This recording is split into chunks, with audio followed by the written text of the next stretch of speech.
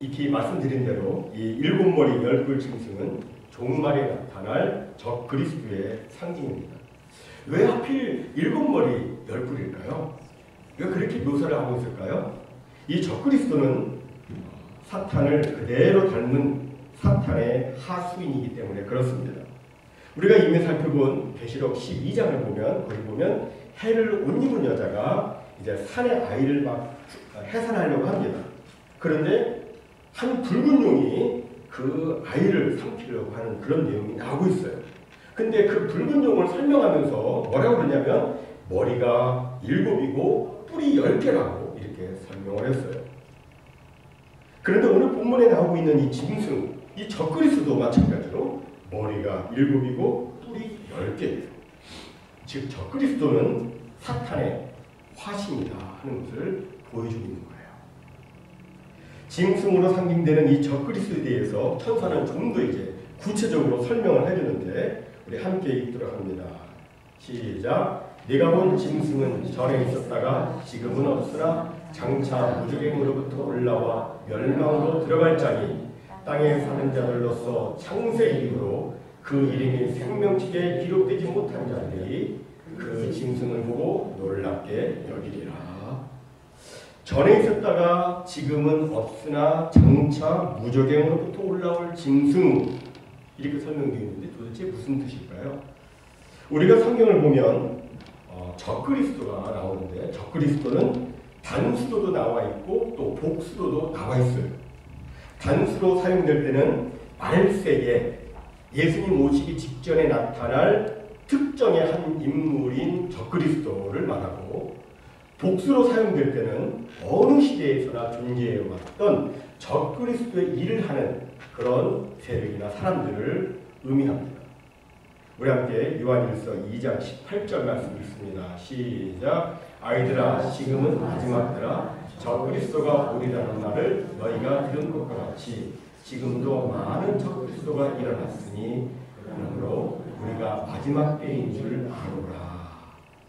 여기서 사도 요한은 말세에 나타날 단일의 그 적그리스도, The Antichrist라고 되어 있죠. 그 적그리스도는 아직 나타나지 않았지만 many Antichrist가 있다. 많은 적그리스도가 있다고 일어났다고 이렇게 말해주고 있어요. 그러니까 이게 단수도 있고 복수도 있는 거예요. 그럼 이 적그리스도는 도대체 어떤 일을 합니까? 적그리스도는 단일 인물이든지 복수 인물이든지 사탄의 영에 사로잡혀가지고서는 하나님 아버지와 아들 예수 그리스도를 부인하고 하나님을 대항하고 대적하는 그런 일들을 합니다. 그리고 아주 모독적인 참담된 말로 하나님을 모독하고 자신을 높여가지고 사람들에게 자신이 신으로 숭배하고 사람들로 그렇게 막 경배를 받으려고 하고요. 그리고 또 하나님의 백성들을 핍박을 하고 그렇습니다. 지금까지 역사를 보면 이렇게 행한 이런 유의 사람들이 많이 있었어요. 신구약 중간기 때에 하나님의 백성들을 불에 태워 죽인 안디오코스 에피파네스 4세가 그런 일들을 했어요. 그리고 또 로마 시내에다가 불을 지르고 난 다음에 그 죄를 기독교인들에게 뒤집어 씌워가지고 성도들을 십자가에 못 박아 죽인 그 네로도 그런 인물이었습니다. 그리고 그 이후에 수많은 왕들, 지도자들이 다 적그리스도처럼 행했죠. 이들은 모두 적그리스도의 그 모습을 보여주고 있어요. 적그리스도의 예표입니다. 그런데 예수님께서 재림하시기 전에 나타나게 될 그 적그리스도, 단일인물의 그 적그리스도는 이전의 모든 적그리스도를 다 합쳐놓은 것보다도 더 쌀벌하고 무섭습니다. 이 적그리스도를 다니엘서 7장 19절 20절은 이렇게 표현하고 있어요. 같이 읽습니다. 시작. 그것은 모든 짐승과 달라서 심히 무섭더라. 그 이는 쇠요 그 발톱은 노신이 먹고 부서뜨리고 나머지는 발로 밟았으며 또 그것의 머리에는 10뿔이 있고. 그리고 계시록 13장 2절은 또 이렇게 말씀합니다. 같이 읽습니다. 시작. 내가 본 짐승은 표범과 비슷하고 그 발은 곰의 발 같고 그 입은 사자의 입 같은데 용이 자기의 능력과 보좌와 큰 권세를 그에게 주었더라.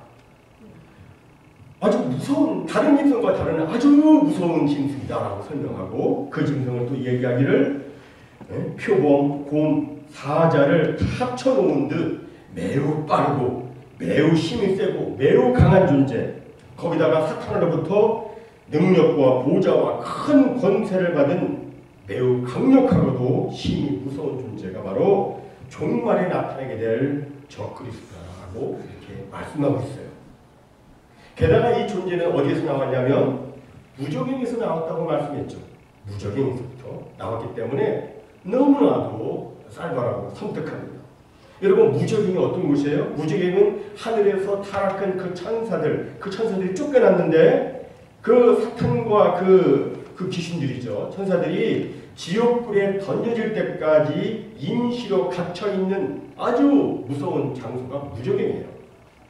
근데 여기에서 나온 거예요. 이것이 얼마나 무서운 곳인지, 거라사 지방에 그 군대의 귀신 들린 그 사람은 또 군대 귀신이 나오는데, 그 군대 귀신조차도 이 무적행에 들어가게 하지 않기를 예수님께 간청할 정도였습니다.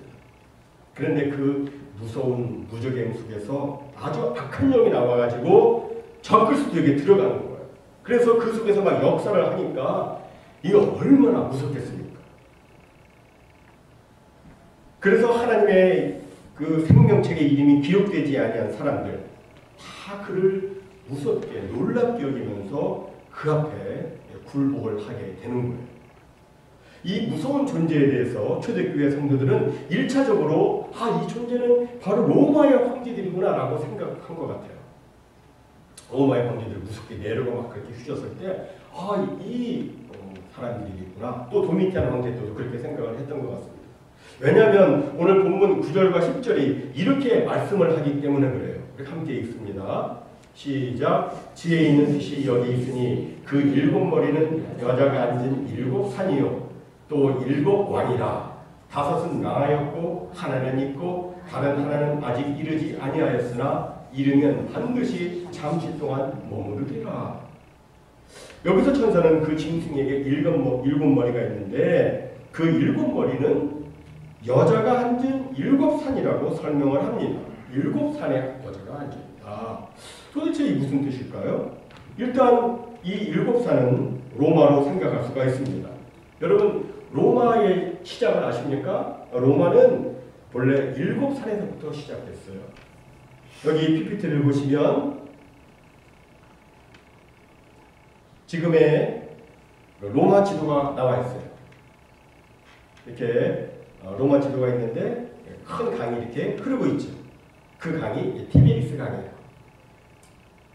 그 강이 있는데 그 다음 PPT를 더 보시면 아까 거하고 큰 강을 똑같이 맞춰놨습니다. 그런데 이 강 동쪽에 고대 로마의 7산이 나오고 있습니다. 위에서부터 퀴리날, 비미날, 카피톨린, 에스퀼린, 팔라틴, 셀리안, 아벤틴 이렇게 7산이 나오는데 로마는 원래 이 7산에 세워진 도시국가였어요. 이 로마가 점점 커져서 이탈리아를 통일하고 온 유럽과 북아프리카와 중동까지 점령을 한 거예요. 그런데 10절에서는 그 7머리가 또 7왕이다라고 7산이다 하고 또 7왕이라 이렇게 말씀해요.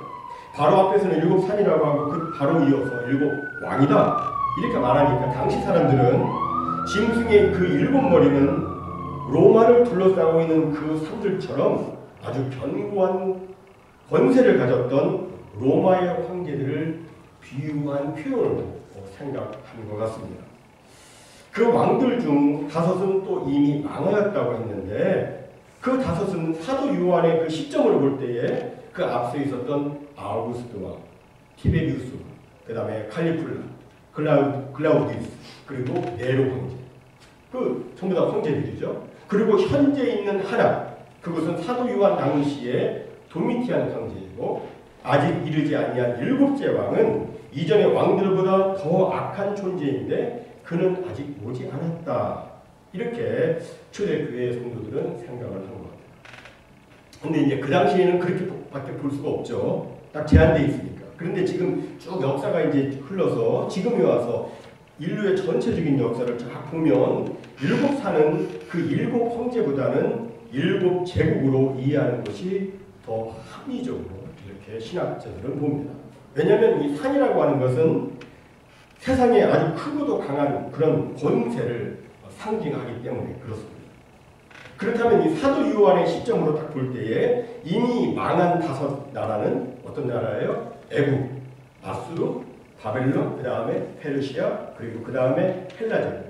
다 이미 망한 나라이고 현재 있는 곳은 로마 제국이고 그리고 아직 오지 않았으나 이제 오게 될 7번째 제국은 그 이전의 제국들과는 전혀 비교할 수 없을 정도로 매우 강력한 힘을 가지고 하나님의 백성들을 핍박하고 하나님을 대적하는 나라일 것이다라고 이렇게 봅니다.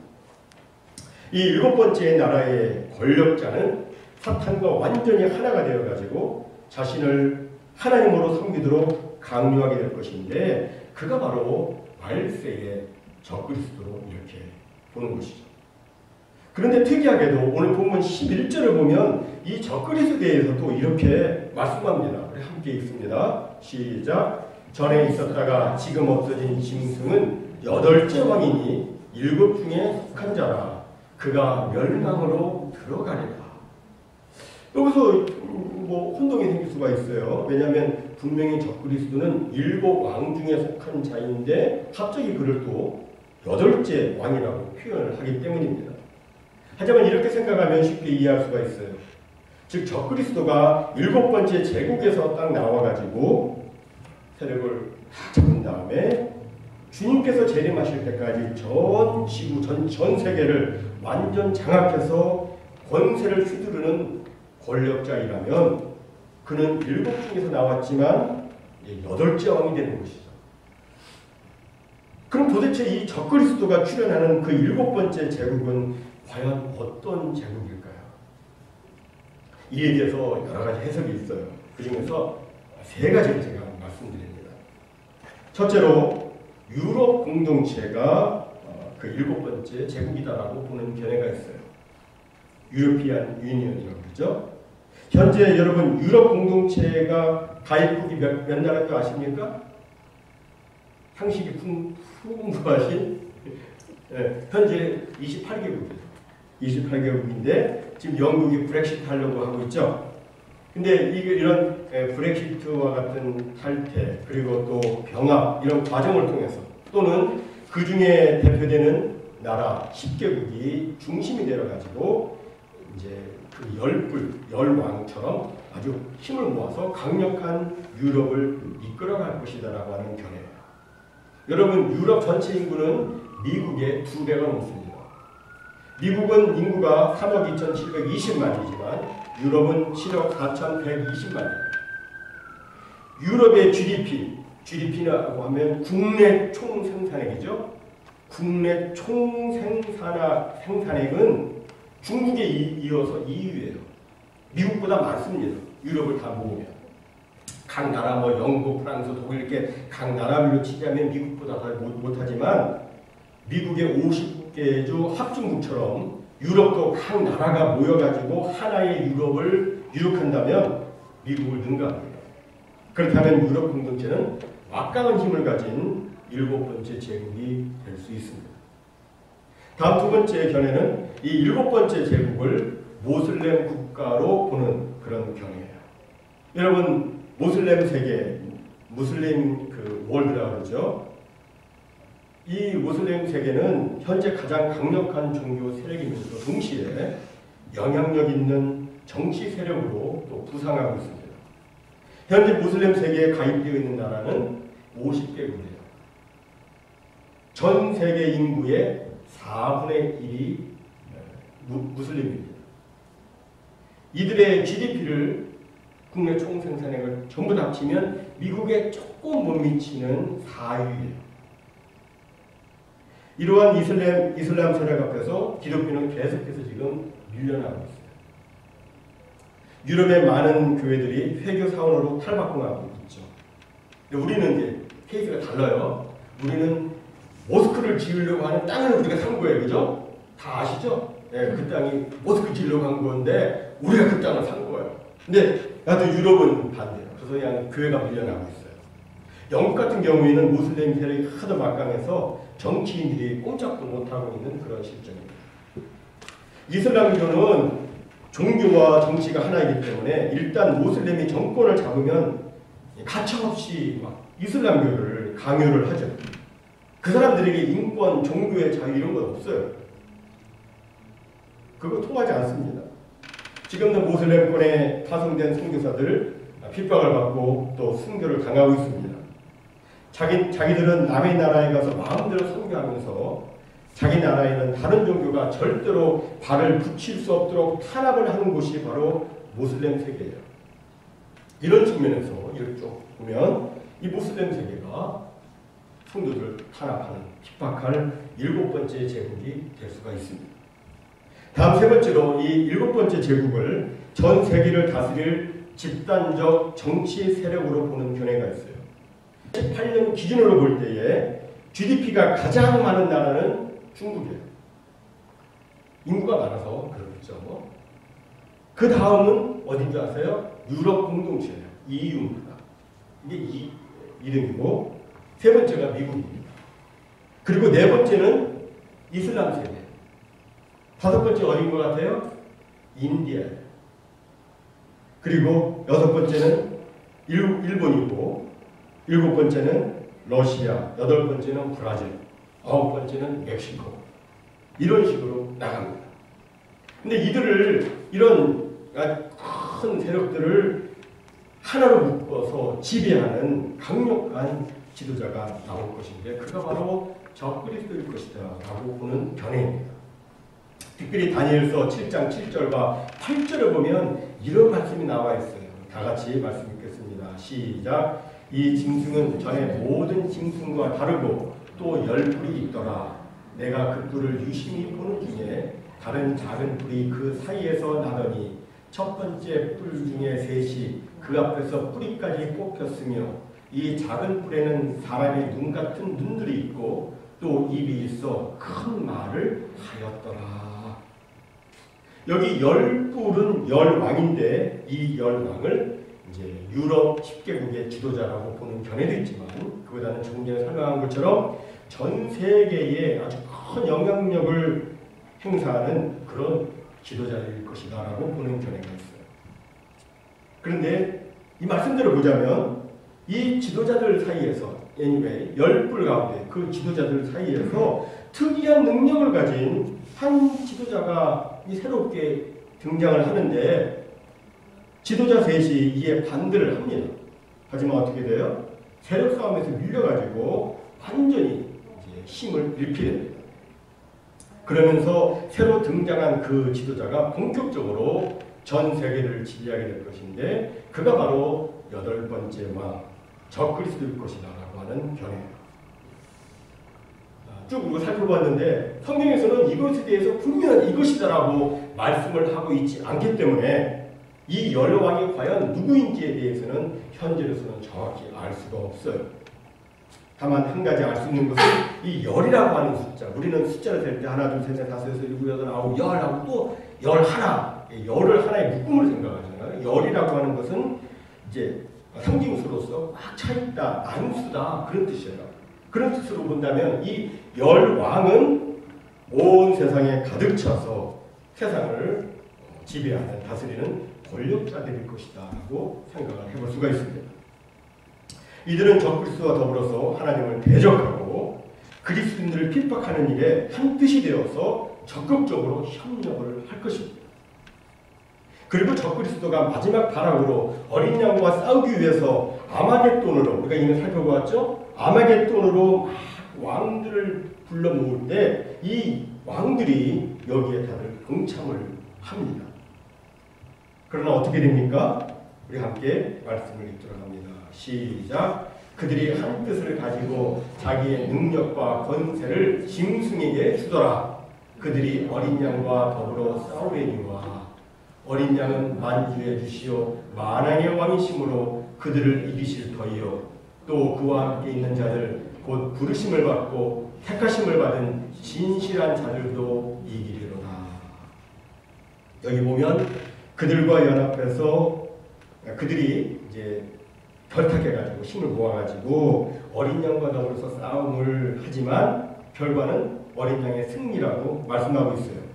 그리고 또한 감사하게도 우리 어린 양이 이기시는데 어린 양과 함께 있는 우리 성도들도 이긴다고 이렇게 말씀하고 있어요. 여러분, 아마겟돈 전쟁, 그 전쟁에서의 승리자는 사탄과 그 세력들이 아니에요. 어린 양과 그리고 어린 양과 함께한 우리 성도들이 승리자입니다. 바로 여기에 우리 성도들의 절대적인 희망이 있는 것이죠. 우리는 승리자예요. 아멘? 따라서 우리는 꼭 예수님과 함께 있어야 되는 거예요. 예수님과 함께 있는 자들이라고 말씀했잖아요. 예수님과 함께 있는 것, 이게 중요한 거예요. 아무리 학벌이 좋고 돈이 많고 권력이 있다 할지라도 그것은 그날에 아무 소용이 없습니다. 오직 예수와 함께 있는 성도들, 이들만이 어린 양과 함께 승리를 하게 되는 거예요. 여러분, 우리가 주님과 함께 있지 않는다면 우리는 아무것도 아니에요. 예수님 없으면 우리는 정말 아무것도 할 수 없어요. 사탄과 싸우면 우리는 백전백패예요. 어쩔 수가 없어요. 하지만 우리가 예수님과 함께 있으면 우리는 어떤 악과도 싸워 이길 수가 있는 거예요. 그렇다면 여러분, 예수님과 함께 있는다는 뜻이 과연 무슨 의미일까요? 예수님과 함께 있는 자들. 도대체 예수님과 함께 있는다는 것이 뭐예요? 오늘 본문이 설명해 주고 있습니다. 부르심을 받고 택하심을 받고 그 다음에 진실한 삶을 사는 자들, 진실한 삶을 사는 것, 이것이 예수님과 함께 있는 거예요. 여러분, 우리가 예수님을 믿은 것은 내 의지로 믿은 게 아니에요. 주님이 우리를 만세전에 택하시고 우리를 은혜의 십자가로 불러주셨기 때문에, 택하시고 불러주셨기 때문에 우리가 예수님을 믿게 된 거예요. 간혹 가다가 나는 내가 혼자 예수님 믿게 되었어요. 내 발로 교회 나와서 예수님 믿게 되었어요 라고 말하는 사람이 있을지 모르겠지만, 그러나 그가 주님 앞에 나온 것, 그것도 주님의 택하심과 부르심이 있기 때문에 그렇게 되는 거예요. 진정 내가 주님을 먼저 사랑한 것이 아니라 주님이 먼저 나를 사랑해 주셨어요.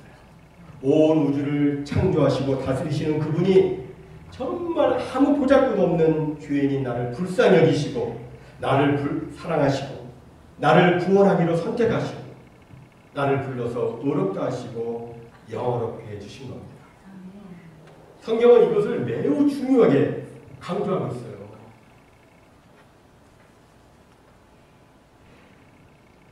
우리 이 말씀 한번 같이 읽도록 합니다. 그 다음 말씀 시작. 그러므로 형제들아 더욱 힘써 너희 부르심과 택하심을 굳게 하라. 너희가 이것을 행한즉 언제든지 실족하지 아니하리라. 아까도 요한계시록의 말씀에서 보니까 부르심, 택하심 나왔잖아요. 그죠? 진실한 것. 여기서 보면 부르심과 택하심을 굳게 하라고, 더욱 힘써서 너희 부르심과 택하심을 굳게 하라고 말씀하고 있어요. 왜냐하면 이 부르심과 택하심은 우리의 구원의 근거인데 이것을 사탄은 자꾸 흔들려고 그래요. 여러분, 혹시 여러분이 신앙생활을 하시면서 구원의 확신이 희미해지거나 신앙생활에 기쁨이 없거나 자꾸 성경과 하나님에 대해서 의심이 들 때가 있습니까? 괜히 막 다른 사람이 미워지고 괜히 오해가 생기고 막 그럴 때가 있어요. 바로 부르심과 택하심이 흔들렸기 때문에 그래요. 부르심과 택하심이 흔들리면 그는 실족합니다. 말씀이 그대로 쓰여 있어요. 실족하게 돼요. 우리가 이 구원의 확신, 이것이 막 흔들리면 실족하게 돼요. 교만한 마음이 생겨요. 여러분, 사실 우리는 구원받을 만한 그런 존재가 아니잖아요. 우리는 정말 추악하고 더러운 죄인이잖아요. 얼마나 우리가 교만하고 오만하고 얼마나 악하고 못된 그런 주인입니까?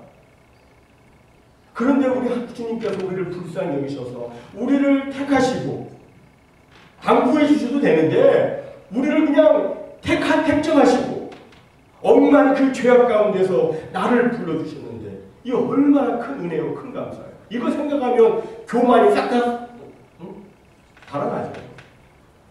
근데 이걸 잊어버리면 교만해지는 거예요. 내가 대단한 존재인 것처럼 생각하는데 절대 그렇지 않아요. 우리는 정말 구원받을 그런 가치가 없는 사람들이에요. 근데 하나님께서 우리를 택하시고 불러주셨어요. 근데 이게 흔들리게 되면 그 사람은 여지없이 실족해요. 넘어집니다. 그러니까 이것을 더욱 힘써서 굳게 하라고 말씀하고 있는 거예요. 자꾸 날마다 내가 과연 어떤 존재인지, 내가 과연 어떤 상태에서 구원받았는지 하는 것을 기억하라는 거예요. 이렇게 우리가 혹시 신앙생활 하다 보면 그거를 흔들려가지고 실족하게 될 때가 있는데, 그럴 때는 어떻게 해야 됩니까? 그럴 때는 주님의 십자가 앞으로 나아가야 되죠. 주님의 십자가 앞으로 나아가서 전심으로 하나님을 잡고 하나님을 구해야 돼요. 예수님의 십자가 보혈의 그 찬송을 부르고 나의 그 수문제와 교만을 내어놓고 회개하고 주님 앞에 다시금 구원의 은혜를 회복시켜달라고 간절히 기도하고 그렇게 주님께 매달리면 그러면 그의 영혼이 회복이 됩니다. 부르심과 택하심이 다시금 견고하게 돼요. 흔들렸던 그 모든 것이 다 바로 자리 잡히게 됩니다. 이렇게 되면 어떤 고난이 와도 실족하지 않고 주님을 신실하게 따르는 진실한 믿음의 사람이 될 수가 있어요. 사랑하는 성도 여러분, 그날에 승리하는 사람들은 주님과 함께 있는 자들입니다.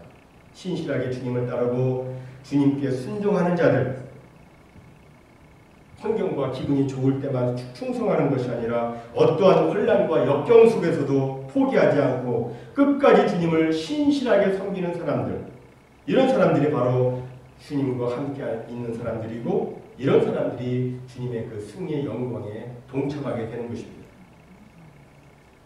정말 말세의 싸움은 다른 데 있지 않아요. 주님께 붙어 있느냐 아니냐의 싸움입니다. 주님과 함께 있느냐 아니냐의 싸움이에요. 주님과 함께 있으면 승리, 주님과 함께 하지 않으면 패배입니다. 부디 이 세상의 돈과 음란과 권력과 세상의 화려함과 쾌락 앞에서 흔들리지 마시고 꿋꿋하게 주님과 함께 승리하는 우리 모두가 되시기를 주님의 이름으로 축원합니다.